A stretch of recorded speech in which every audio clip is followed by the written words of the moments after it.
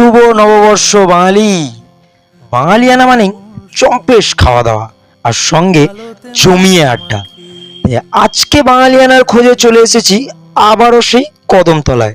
আপনারা দেখছেন তুমিও ঘুরে দেখো কলকাতা, আর আপনাদের সঙ্গে আমি আপনাদের প্রিয় ফুড ক্রিটিক স্নেহাশিস। বাইরে দিয়ে অ্যাম্বিয়েন্সটা বেশ রাজবাড়ির ঝলক দিচ্ছে, তাই দেরি না করেই ঢুকে গেলাম চটপট ভিতরে। ও মাই গড, খাঁটি বাঙালিয়ানা। ভিতরের অ্যাম্বিয়েন্সটা আলাদাই লেভেলের, তাই দেরি না করে সোজা হামলাম মেনু কার্ডে।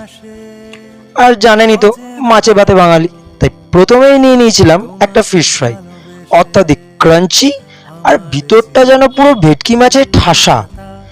এখানে এলে এটা কিন্তু মাস্ট ট্রাই। তারপরেই এসে গেল আমাদের চটপটা চিকেন। নামের মতো চিকেনটার টেস্ট কিন্তু সত্যি চটপটা আর সঙ্গে দারুণ জুসি।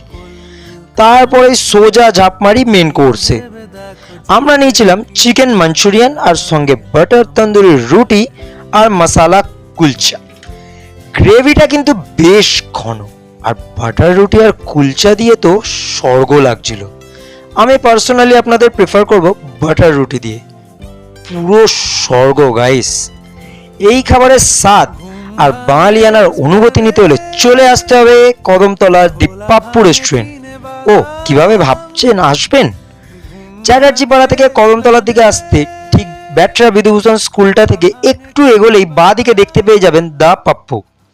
চলুন তবে আজকের মতো এখানেই শেষ। দেখা হচ্ছে পরের ভিডিওটা ভালো লাগলে লাইক সাবস্ক্রাইব করে পাশে থাকুন, কারণ আমাদের সাথে তুমিও ঘুরে দেখো কলকাতা।